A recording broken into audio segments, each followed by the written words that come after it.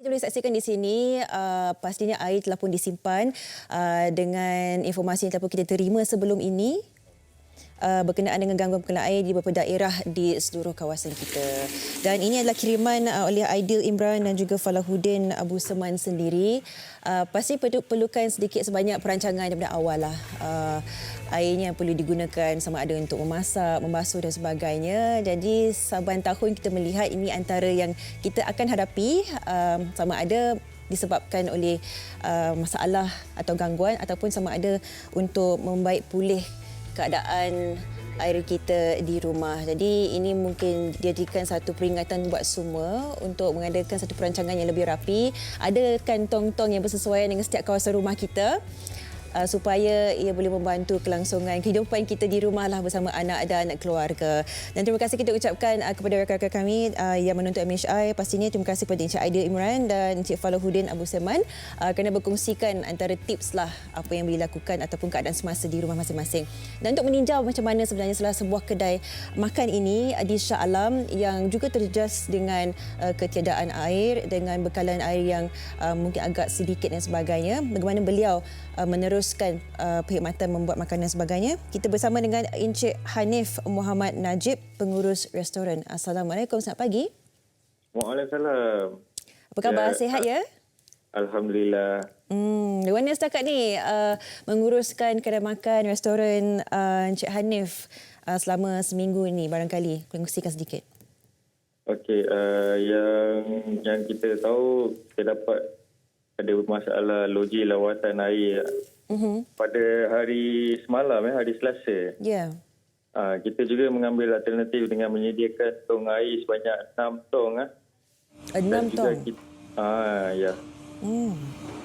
Dan kita juga terhadkan kita punya menu kepada kebanyakannya air kita hanya jual air tin dan juga air buah sahaja. Jadi kalau dikatakan antara yang dilakukan adalah menghadkan menu makanan, jadi daripada keseluruhan menu itu hanya makanan yang lebih ringkas dihidangkan kepada pelanggan ke macam mana? Yang kebanyakannya yang tidak menggunakan banyak air untuk membasuh peralatan dan juga cawan. Dan setakat itu dengan perancangan ini adakah terdapatnya sebarang komen daripada pelanggan mungkin dengan inisiatif ini, tapi masih kedai dibuka tapi mungkin menunya sedikit terdapat apa-apa yang dikongsikan oleh pelanggan? Setakat ini tiada masalah lagi untuk pelanggan, cuma nak menikmati makanan yang kita sediakan lah. Masa beroperasi ada terjejas tak? Masa beroperasi kita seperti sedia kala daripada pukul 12 tengah hari sampai 11 malam. Dan kita nak faham juga kan, sebab kita faham yang membuat operasi perniagaan makanan ni bukan sesuatu yang mudah, dan pastinya Encik Hanif sendiri perlu membuat briefing dengan staf dan sebagainya. Apakah atau berapa lama yang diambil untuk memberikan satu pemahaman penuh bagi kaki tangan di restoran Encik Hanif? Bagi kami, kita ada pihak pengurusan yang sendiri uruskan, and then kami just briefing kepada staf sehari sebelum berlakunya masalah air, isu air. Sehari sebelum ni masa tu memadai lah untuk masa tu ini bukan kali pertama kan, saya faham. Ya. Sebelum ni pun pernah terjadi.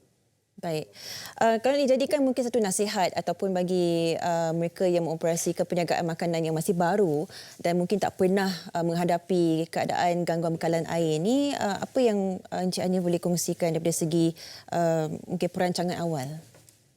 Ya, kalau perancangan awalnya kita kena pastikan semua bekas-bekas air kita sedialah untuk kita dapat beroperasi seperti sedia kala. Okey, baik.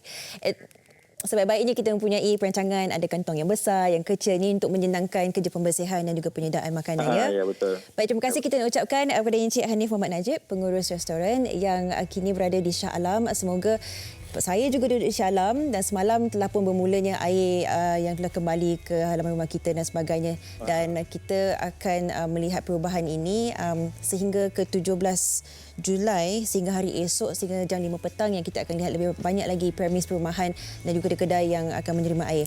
Baik, terima kasih Encik Hanif.